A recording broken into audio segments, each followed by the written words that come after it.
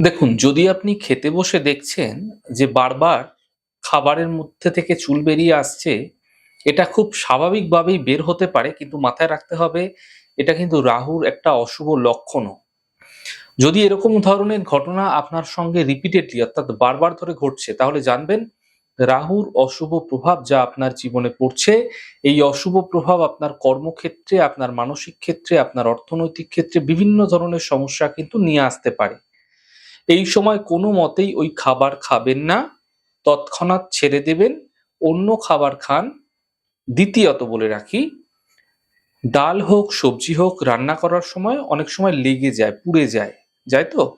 তো সেই খাবারটাকে আপনারা কাউকে খেতে দেবেন না। ফেলে দেবেন।